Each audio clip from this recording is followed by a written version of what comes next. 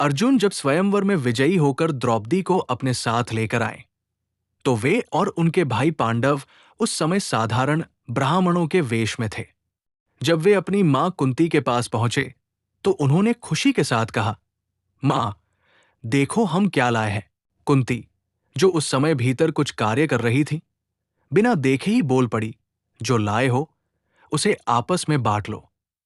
कुंती का यह वचन पांडवों के लिए धर्म का आदेश बन गया, क्योंकि उस समय माता पिता के वचन को सर्वोच्च मानने की परंपरा थी। हालांकि जब कुंती को अपनी भूल का एहसास हुआ, तो उन्होंने पश्चाताप किया, लेकिन युधिष्ठिर, जो धर्म के पालन में विश्वास करते थे, उन्होंने कहा कि मां के वचन को तोड़ा नहीं जा सकता। इस प्रकार द्रौपदी पांचों पांडवों की पत्नी बनी। द्रौपदी के 5 पतियों की कहानी उनके पिछले जन्म से भी जुड़ी हुई है। कहा जाता है कि अपने पूर्व जन्म में द्रौपदी एक महिला थी, जो भगवान शिव की घोर तपस्या कर रही थी।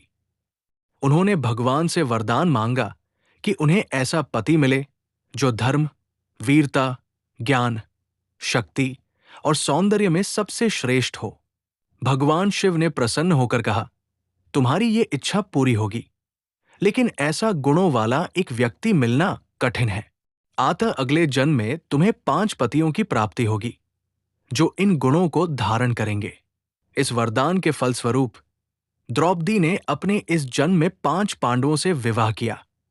युधिष्ठिर धर्म के प्रतीक थे, भीम शक्ति के, अर्जुन वीरता के, नकुल सौंदर्य के और सहदेव ज्ञान के प्रतीक थे।